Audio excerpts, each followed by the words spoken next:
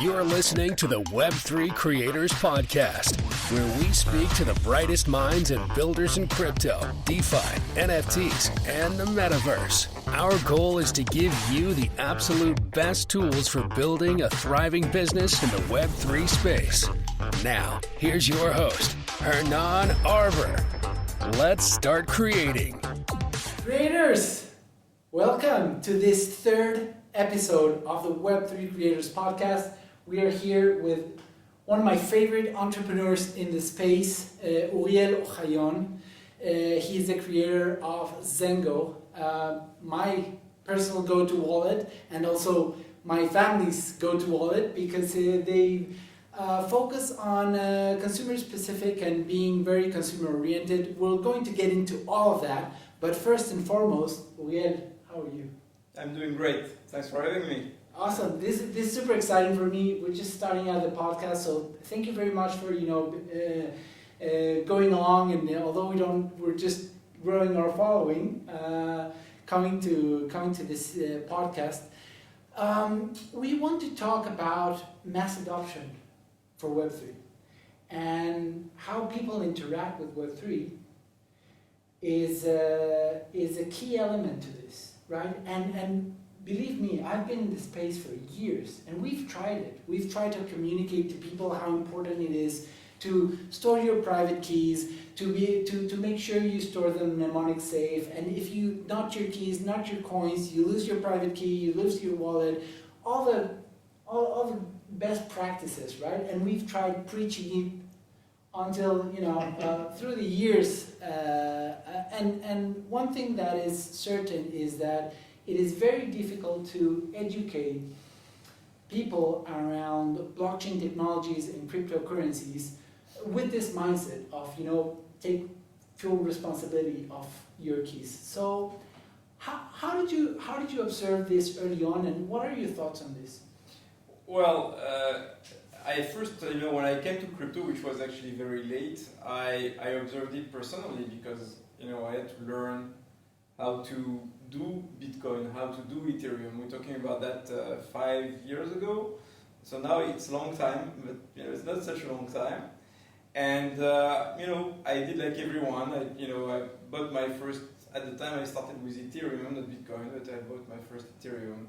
I needed a wallet, so I tried a few wallets, and I understood the power and the importance of crypto, but I could not imagine that the future of that industry, which at the time was what it was, but today it's more important and tomorrow is going to be even more, that the future could depend on such broken experience where you require from a simple human being to become a chief security officer. And I'm not talking about the cosmetics of that experience or the broken step that you have to go through. I'm just talking about the responsibility that if many or most of your, maybe one day all your assets are going to be on chain, you have to, everything depends on a password. And that password is basically conditioning the fact that you own or don't own something. So yes, it's great, we want people to have control and to be responsible for their wealth and their well-being. But man, asking to a simple human being to become a security expert is, I think, way too much. And when you think about that, and the observation that we made which is still true today, is that private key-based technology for custody won't scale. It won't scale not just for mass adoption, it just won't scale even at all today. If you look at, for example, just the proportion of amount of crypto which is today custodied in non-custodial wallets, in wallets, versus what is custodied in exchanges, meaning in custodial systems, the enormous majority of crypto is in custodial systems. And the reason is simple, is the market speaks. They want something that they feel comfortable with. People don't feel comfortable with custodial. How could they feel comfortable? It's dangerous, it's risky, there are hacks all the time. And the second you start to think about what it means to do what you do, you lose your sleep.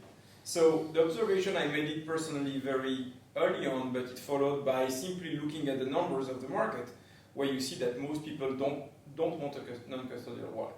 They just don't want, unless they are forced to. And when they are forced to, they are very quickly realize that it's not working. Even with experts, even with people like me who work now in that industry, we don't feel comfortable with it.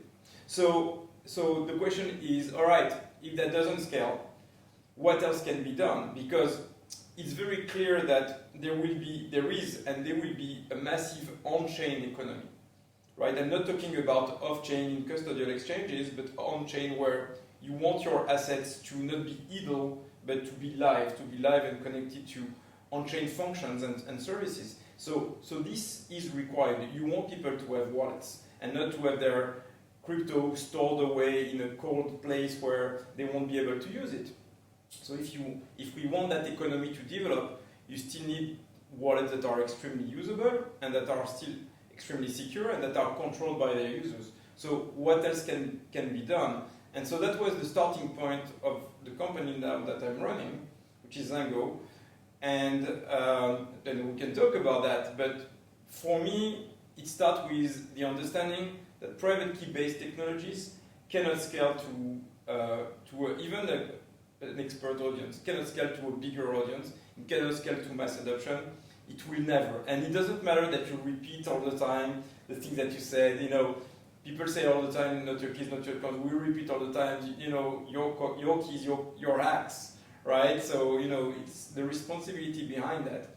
And it's as if you were repeating to everyone, drive a car, but be careful. There is no brakes, there is no seat belts, there is no airbags, and there is no speed limits, right? So but drive carefully, be very careful. And if you hit a car, if you hit a wall, there is no insurance. This is the state of crypto today. Today, when you open a crypto wallet, you'll have massive big warnings. If you lose your seed phrase, don't contact us, you will be responsible forever. This is exactly the same as if cars had no brakes, no seat belts, and no airbags. There would be no car industry. Please come use our totally secure wallet. And by the way, if you lose your private keys, it's over. Yeah, so all the wallets are super, super secure. Well, super secure. But we can't help you if you have a problem. What's the point of security if you ask to the user to eventually be in charge of everything? And so that sense of liability is a big problem. And so the industry cannot grow this way. Everyone kind of knows it, but they put a blindfold on themselves and everyone goes as if it was not going to change forever. But here is the good news. Now for the past 3-4 years there are new technologies, new cryptography schemes that exist and that open new possibilities that could not exist before, that were not available before. And MPC, multi-party computation, which we pioneered 4 years ago, which at the time was really very, very early and not so well known. Now today is a premium technology, and it's used by institutions. It's now starting to be used also in the retail space. We are the dominant player in the retail space for MPC wallet.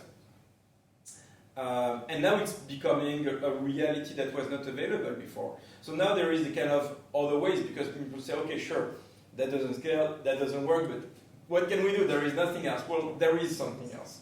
And so this is now the new path that we see forward. And we can talk about what MPC is, but the basic premise without getting into the depths of MPC, just explain to our viewers how does MPC accomplish to, in one hand, remove the need for the user to handle their private key, but in the other end, not having you, Zengo, being the custodial and having the users to trust you all the way. So please explain us more on where does the trust layer lie on MPC technology? Yes. So first let's start to explain how all wallets work today, software and hardware wallets. They work on public and private key scheme. What does that mean? Every wallet has a public address, which is the address to which you receive your crypto, and if you go to an explorer, this website where you see what you own, this is the address that makes it that you have a wallet, right? So this is why you receive the equivalent of the email address where you receive a message. And to access that wallet and to spend the funds that are on that wallet, you have a corresponding unique private key, which is a very complex password generated cryptographically, sometimes represented by the seed phrase, a set of 12 or 24 words. And once you have the combination of both, you can view the assets and you can spend the assets. That's how every single wallet in the world works today, this entire category of wallets. What MPC do is radically different. They also give you a public address, so you have the same on-chain availability of the assets. Everyone can see what you have and you can see what you have. But to spend, you don't generate ever a private key. A private key is a single password. You never generate a single password. By way of mathematical operations, and I'm not going to get too technical here, but by way of mathematical operations, you generate independently various secrets that are never going to be in the same place, that are never going to see or meet each other, and that are never going to be stored in one single place. And those secrets are going to talk by way of mathematical operations confidentially, and will be able to perform exactly the same role as a private key is performing with a public key, meaning they will be able to sign transactions and to spend the funds. Now, what is the essential difference here? Is instead of relying on a single secret, which if lost or owned by someone else, is the end, is game over for the wallet, here you are neutralizing completely what's called in cryptography the single point of failure. You don't have a single point of failure at one point. So that's beautiful, but what really that means is that there is no more one point of liability. The user is no longer responsible alone for his own security because their security is split or distributed between parties, multi-party computation. So the security is distributed. Now, the beauty of MPC and the way we have implemented it is we've made sure that the user is the only person that is always in control. What does it mean? Is the only person that can start a transaction, that can define the parameters of the transaction, what to send, who to send it to, when to send it, and can only be the only person that recovers his account and start the recovery of his account. And Zengo intervenes as a co-signer to the transactions. So you lose a little bit of the control, the absolute control that you have with a traditional wallet, because with the traditional wallet public-private key... And you do depend a bit of Zengo. Correct. So in the traditional wallet, you don't depend on anyone. You depend on yourself. In Zengo, you lose a little bit of that control, okay, because Zengo co-sign a transaction with you, but you have vastly superior security guarantees. So you don't have seed phrases vulnerability, you don't have single point of failure, you still keep total control on your assets, you alone can make transactions, you alone can recover the account, and the counterparty, in that case us, Zengo, can never be a liability to you. For example, if someone decided to hack Zengo one day, all right, and took control completely of our system, they could never spend a single cent of our users, ever. Because that's on the control of only of the user. Because this is on the control of the user. So that's one of the guarantees. So Zengo provides a vastly superior security model in the sense that there is no single point of failure, and we are not a single point of failure to the user. And so that leaves a new possibility to the world that didn't exist before, where you still have an on-chain wallet where you can participate in the on-chain economy. You still give the control to the user, where he can do all the things that he needs to do, but the user is not alone in handling his own security. So that's the starting point of Zengo and how MPC wallets work.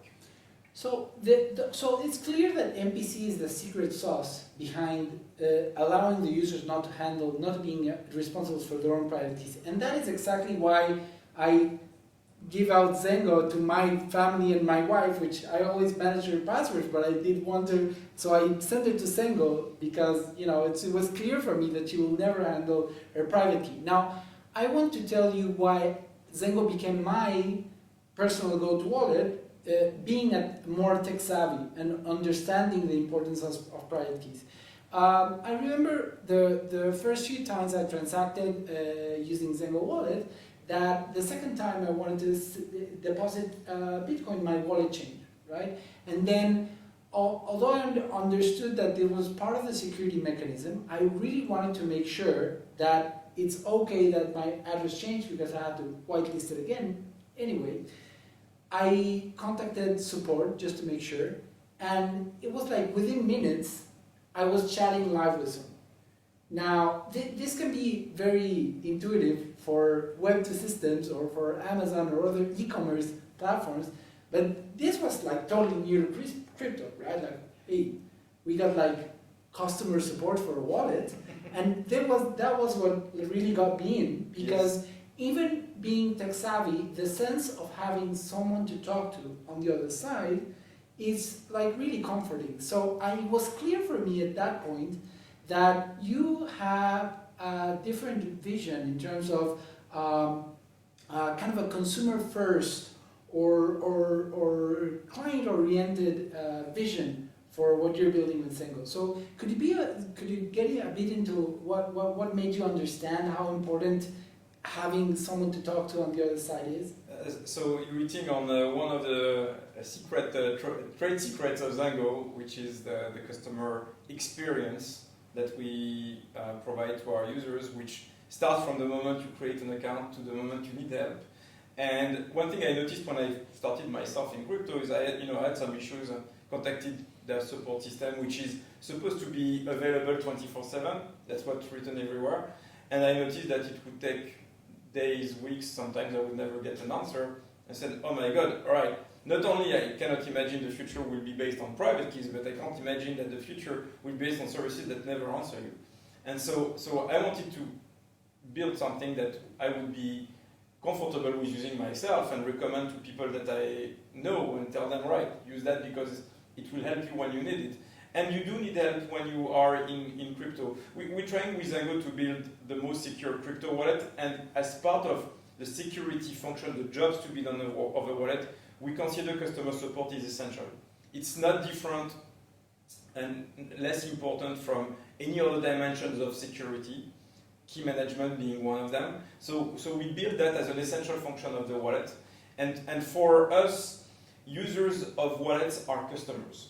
And so we owe them quality attention, we owe them availability when they need it, and we owe them to be there when they need us. And so we have not invented customer support, and we're using a system that everyone is using. We're using Intercom, but we have customized it in a way that is extremely efficient. And I don't know if you remember, but you talked to a real human being. You didn't talk to a robot. Yes, I noticed that. Exactly. So we've built processes so that we are able at scale, and we're talking about hundreds of thousands of tickets that have been dealt with Zengo. So like a very large number of people that have talked to us. We have engineered it in a way that we are able to provide at scale this kind of human support.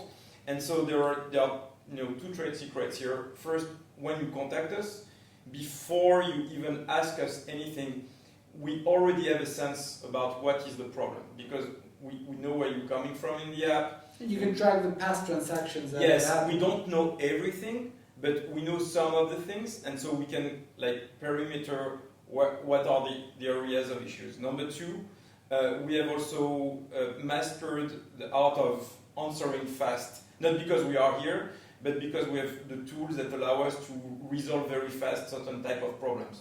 Where is my transaction? I've made a purchase, I've made a swap, where is my NFT? All these kind of questions that come back all the time. And now we've done it hundreds of thousands of times, right? So we're becoming even better all the time. And to us, this is an essential function. And I think what makes Zengo is indeed not just the NPC behind the scene, it's also how we consider customer support as part of the customer experience, as the secure customer experience. And so it's not like an addition or a collateral to what we built here, it's central. And in any process, anything we release, any new decision we make, every single time there is, okay, if we do this, what does that mean for the customer experience when someone talks to us. And it's always part of a grand scheme. It's not separated. And just to give you a little secret about the story, I've been doing customer support personally. I'm still doing customer support personally today, but you're one of the faces on the I'm one of the faces, and the intercom dashboard would testify to that. But initially, I was handling most of the tickets. I mean, it was possible at the time. Now it's not possible. We have a full-time team distributed all over the world. But this is that important that I dedicate my time to it. And I think once you decide to become a customer-facing service, whether this is in crypto, e-commerce, or in gaming, you owe that to your customers. It's the minimum, and so. And it is what brought me being, more crypto savvy into having Zengo as a my go-to wallet. Yes. So you named two of the three secrets. I want to. Before, I don't know if I'm guessing a third, but I want to go into what really settled that in stone for me, right? And this is something that a lot of wallets don't even think about, right? When designing their wallet and creating their user experience. But there's a very real human situation where I upgraded my iPhone. Right? So I changed my iPhone. I made sure that all my private keys are in place and I can restore all my things. I haven't used many wallets. I used all across. And then came the thing with Zengo, right? And one of the things that got me a bit worried was, wait, I don't have a way to restore my Zengo password, my account, my wallet. And then I kept my old phone still not erased, which is also a security fault, but we'll get into that later, because of that fear of not being able to restore my previous accounts when I get a new phone. And then there was this process, right, by which I ID'd my face in a unique manner, and my account on Zengo was restored. Yes. So I think that is also something quite unique. Spot on. So indeed, it's the innovation that we brought to the market is not just how we use MPC for wallets, which is now well known and even copied. Okay, but the more visible innovation, because MPC is cryptography, you don't see it behind the scene, is the authentication. The authentication and the recovery mechanics that we have innovated, and we were the first, and I think we are still probably the only wallet today that has a complete passwordless authentication and recovery mechanics. So what that means, typically when you create an account on any app, not just in crypto, you'll have a login, you'll have a password. In your wallet is just a private key, but login password, and sometimes a second factor, a code or a YubiKey and whatever. And what happens when you upgrade? It's called something you have, like something you know, something you own, and something you are. Right? The three factors. And typically, when you go to you buy a new iPhone and you install all your apps, if by any chance you have deleted your old phone and you have not migrated, for example, your second factor authentication, Google Authenticator, it happened. Many people lost their entire digital accounts in many places because they could not restore. And people are not security officers, they don't think about those details. Same thing with private keys. People erase their phone, they forgot that they never backed up their private keys, wrote it on a piece of paper or wherever, or they wrote it on a piece of paper and the piece of paper is gone. They get a new phone, they arrive to the screen, recover and say, shoot, where did I put that thing? So we wanted to make that go away forever, this problem, to remove it completely.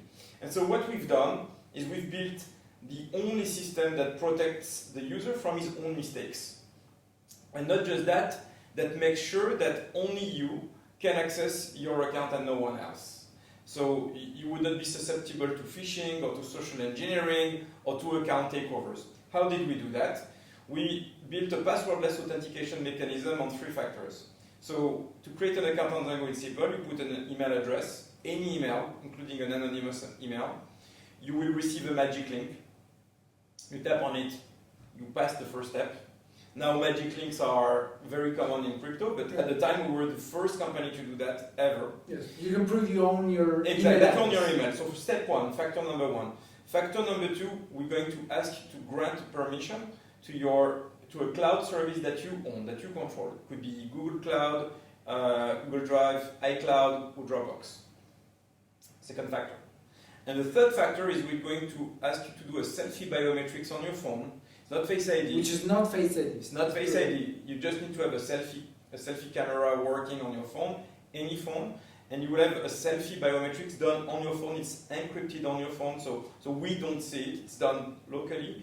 And that will authentify that you are you and no one else. What is the accuracy of that face recognition? It's incredibly high, like to the point that you should not have to worry. So we're working with a well-known company in the space where the technology is used, tens of millions of users, big brands, banks. We leveraged that same tech in voice back then. Yeah, now, again, at the time we were the first company in crypto to use it. We know because they told us. And now everyone is using it. I just noticed that Binance, for example, is using it. So the secret sauce is not in using that particular vendor, is how we used it.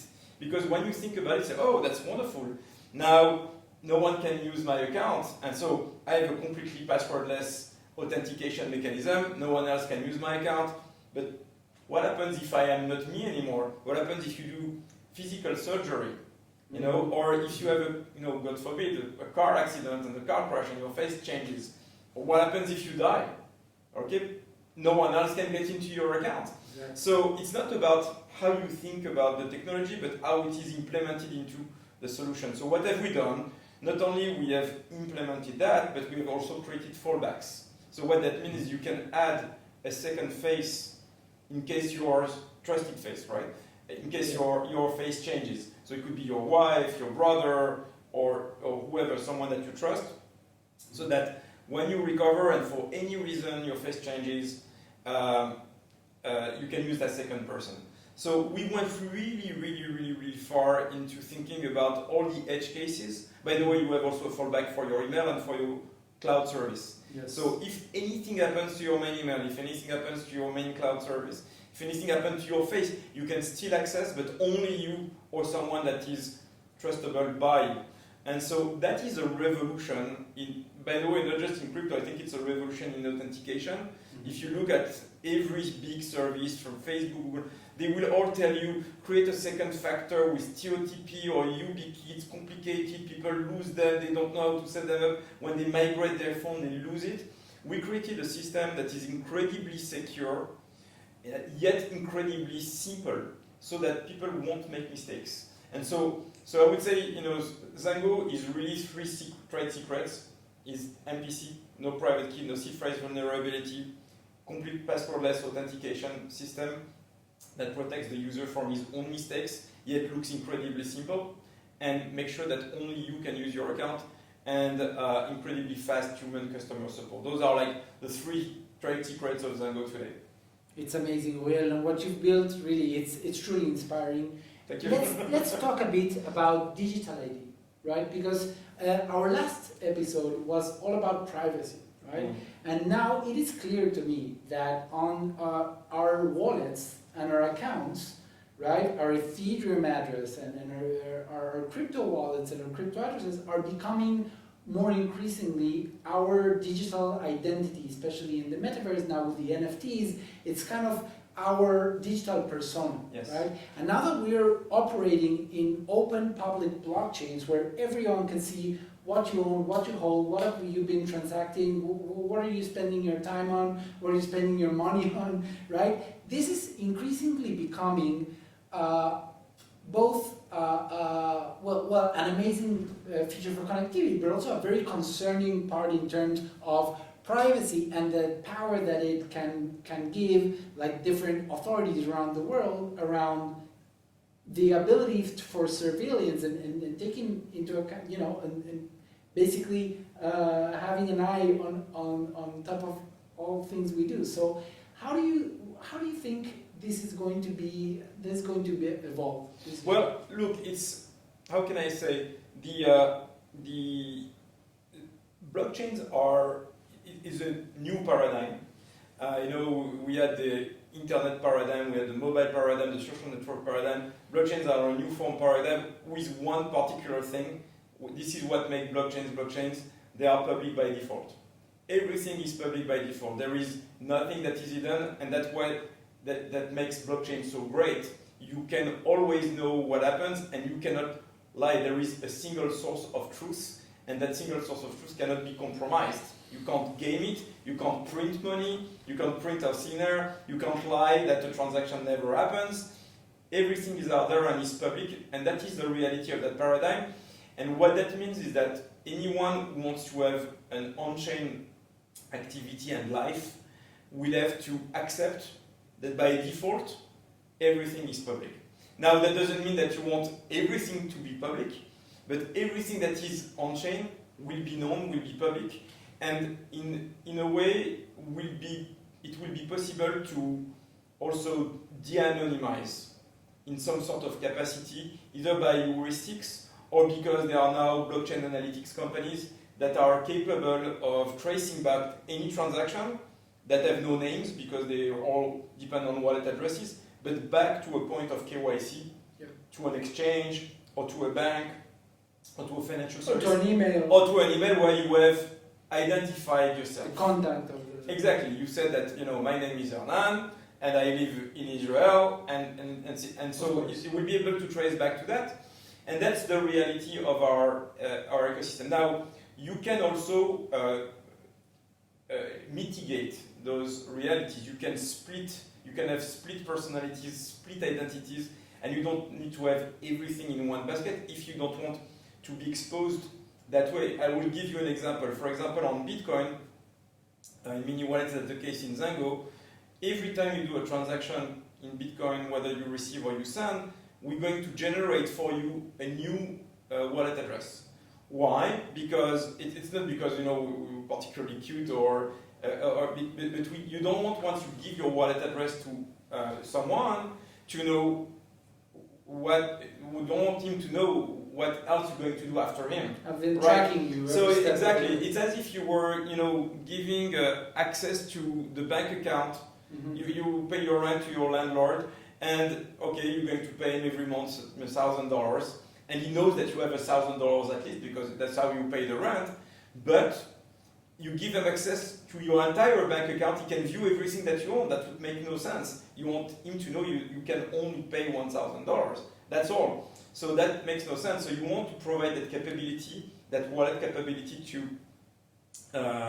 people. And so on Bitcoin, it's called HD wallet. On Ethereum, however, this is not happening that way. Most wallets are account-based, and so you have only one wallet address. We will probably provide at some point the ability to generate more than one wallet address, so you can have multiple identities. But which is not really scalable now because of gas fees. No, and not just that. You're going to have interactions between your wallets, right? You're going to send funds from one another. You're going to create some patterns of interactions between the wallets, and it will be possible to link them. So now there are other technologies that are going to help users to mask certain transactions. I mean, there was a famous case of Tornado Cash where people could mix, but that was made illegal. But there are some other solutions and projects that will be able to mask less sensitive transactions. For example, your identity into a service, or to reveal only certain parts of what you own to the rest of the users. And so it's not yet a thing in the industry. Everyone understands that this is a problem, and it's not yet a solved problem. That being said, I think once you want to be in crypto, you need to accept that by default everything is public, and your identity is a composite of everything that you own and everything that you do that is on-chain. If you don't want something to be known, then it's better not to do it on-chain. Making sure it's either off-chain or you have a very kind of a very obfuscated way to... Exactly. So you need to obfuscate, and obviously, obfuscation comes with its counterparts of all the disadvantages. If you allow people to be off-chain and private, you also allow bad actors and bad players to do that, right? Mm-hmm. So sure, for example, mixers are great because they allow you to preserve your privacy, but they also allow terrorists and criminals to launder money and to get a Hail Mary pass to do whatever they want to do, and no one would know about it, and that's why the regulators come after them. And obviously you don't want that to happen. But on the other side, you want the freedom for people to transact, right? So you can't censor everything. So it's a very complex debate, and I think eventually you need to accept the fact it was the same with the internet. If you're going to allow people to do things, you need to accept the idea that certain bad players are going to use also those tools. So eventually you want to have the proper artillery to prevent them from doing that, to trace them, to punish them, but not to prevent the rest of the world to do whatever they need to do. And privacy in transaction is important. So I'm not sure all the transactions in the world will always be on the blockchain. Certain blockchains are aimed to be private, like Zcash and Monero and Beam and others, but they haven't found yet their sweet spot of adoption, because the economy as it's built today, meaning trading, buying some NFTs and stuff like that, is fine to be public. It's okay to be public. There is one area where you don't want to be private, is when you have to pay your taxes. You want to be able to report your gains, and that's always going to be true. This and death, the two certainties of this world. Tax and death. Exactly. So you always want. Doesn't matter that you have private transactions or not. You will always want to be public to the tax administrator, but you don't want to be public to everyone. So maybe selective privacy is the future, something that will give you control of who can see what and where, and will make it increasingly difficult for everyone to see what you do publicly. But right now, the pattern, the scheme, the reality that we see in crypto is everything is public by default. We always want to bring value to our viewers, our Web3 creators, and a lot of people watching our podcast want to get into the building experience in Web3. So can you give us a few tips and bits from your entrepreneur experience, from building in crypto? What are some things you would advise the people that want to build a business in Web3, or some things to avoid when building a business? It's a great question. I'm not sure the answer I would give today would be the same answer I would have given a few years back, or that would be true in a few years. But let's see. First, although the industry is something like 12, 13 years it's still everything, including wallets, need to be radically improved. We're still years and years and years away from a remote beginning of mass adoption, and therefore everything can and will be reinvented.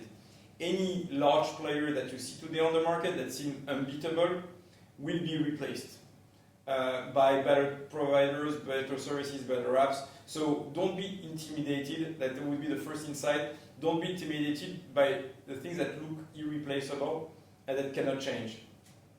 And because if that was true, we would have never found our own spot when everyone told us, no, wallets is a solved problem. And every problem... Wallet was a crowded space. It was a back crowded in space. 2000, yeah, when we arrived, never gonna work, crowded space, the race is over, that's it, hardware wallet have won, go back home.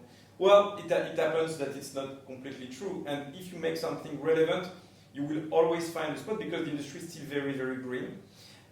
One thing I would consider very seriously from the beginning, that no matter what you build, always have security as a prime design principle into whatever you do. That means that in the company you need to have very strong security skills, or at least a way of thinking about security, because this space, unlike any other, because of the way it operates, because of the risk exposure and the attack vectors, the projects can die 1,000 deaths very, very quickly if you have not thought out really, really, really well, even early on, about how to protect first your users and to yourself, the builder, right? I'm talking protecting the code, not yourself physically. So I think the code, the infrastructure, the services. Yeah, exactly. So I think very important to have that factored in really, really early on, to not consider that can be done later, that it can be outsourced, that will be done like, of course it will be, no, that is a mandatory skill to master early on, no matter what is the project, even the most trivial. Obviously you need to get familiar with what exists first. So before being a builder, be a user. Be curious about what exists. And so today, at the time crypto was like, I would say 200, 500 companies. Today is way more than that. It's impossible to know everything. So I would say pick the territory that you want to evolve into and try to know. Select a niche. Yeah, select a niche. Today it's really, really wide. Figure out if you want to be in the retail space, in the institutional space. Inside, there will be multiple level of depth also. Figure out if you want to be local, international, if you want to be custodial, non-custodial, if you want to be regulated, not regulated, figure out all those things. But once you have figured out your spot, go really, really, really deep as a user. Try to really understand, or as a customer, what is the customer problem that you're trying to solve. It sounds trivial to say that it's true in Web 2, in Web 1, but understand first the problem. It happens so much. I see, especially in the NFT space, right? A lot of projects come from some founders that say, "Hey, I'm looking at this NFT space," and the typical tweet about what NFT should I buy, and then you immediately know that they're gonna buy an NFT, and the next tweet is gonna be, "Here I'm announcing my NFT collection." They have no idea how Web3 space, what it's about. Great companies always start with a great problem. You need to understand and fall in love with the problem. Fall in love with the problem and stick to that problem and make sure that you're building something that you see yourself building for years. And everyone knows building projects and startups is really, really hard. So you really have to stick with passion to the problem you want to solve. Otherwise, you're going to give up. It's something to know in Web3 is that the level of competition for a single ID is extremely high. The level of talent in the industry is very, very high. Many bright minds. And so you can't come up as an amateur. You need to be ready with the right weapons and incredible motivation and hungry for success and with bulletproof jackets because you're going to suffer a lot. You have to develop a tough skin, You have to develop a tough skin and including public opinion. You will be attacked for what you do. You will be pointed, finger pointed. You will be, name names and things like that. And of course, it doesn't really matter, but you need to be equipped psychologically to handle that. I would say also it's a very welcoming space once you pass the illusion of the attacks, a very welcoming space. I would invite any builder to try to meet other builders, including veterans of the space. Personally, I've never felt that it was hard to speak to anyone, including big personalities. I remember when Vitalik Buterin visited Israel, I was very shy at the time. I knew nothing about crypto, but I asked him questions and he kindly answered many times.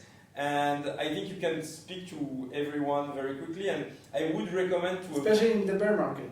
In the bear market, people have more attention, of course, but also what I wanted to say, make sure that it's to have an analog life, not just a digital life. Like meet people in real life, it creates different type of bonds. And what I've noticed is that the meetings that I've had very early on that had no particular agenda, no particular purpose, later on they translated into opportunities. Because that industry is still very, very small, very green, very new, and very quickly people know each other, and so things are going to bounce back. So if you come with good energies, the karma flows back to you in some kind of way. Not always, but many times I've noticed that. So I would say it's mandatory to engage in an analog way as much as possible. So what that means, go to meetups, go to events, even conferences, hackathons. Yes, and do that frequently. So frequently doesn't mean every day, but set a pace, right? Decide for yourself that you're going to show up once a month somewhere, or twice a month, or something. Cadence you're comfortable with, and keep with it at least at the beginning, where you can. After you're going to be busy, so you won't be able to do that. But this is going to help you out. Finally, I would say keep yourself informed. This industry evolves all the time in multiple dimensions. Technically,